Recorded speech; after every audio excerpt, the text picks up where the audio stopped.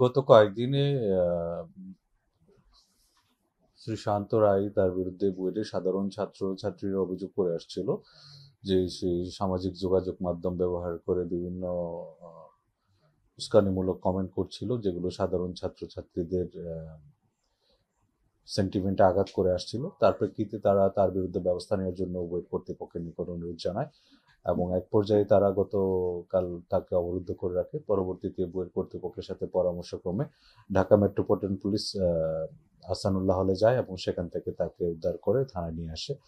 আজকে সকালে তার বিরুদ্ধে বুয়েট কর্তৃপক্ষ বাদী হয়ে একটা নিয়মিত মামলা রুজু করেছে। আমরা তাকে সেই মামলায় গ্রেফতার দেখিয়ে বিজ্ঞ আদালতে উপস্থাপন করি এবং তাকে সেখান থেকে জেল হাজতে প্রেরণ করা হয়েছে। এই ঘটনাটি আমরা খুব গুরুত্ব দিয়ে তদন্ত করছি এবং এটার সাথে যে বিষয়গুলো জড়িত থাকার কথা তারা বলেছেন, মামলার যারা উল্লেখ করেছেন, সেগুলো আমরা খতিয়ে দেখছি। এখানে যে ধারাগুলো, যে অপরাধগুলোর কথা বলা হয়েছে বিভিন্ন সময়ে, বিশেষ করে নারী শিক্ষার্থীদের পোশাক নিয়ে তাদের সম্পর্কে অসাধারণ কিছু মন্তব্যের কথা উল্লেখ করা হয়েছে, যা সাইবার স্পেস ব্যবহার করার মাধ্যমে করা হয়েছে।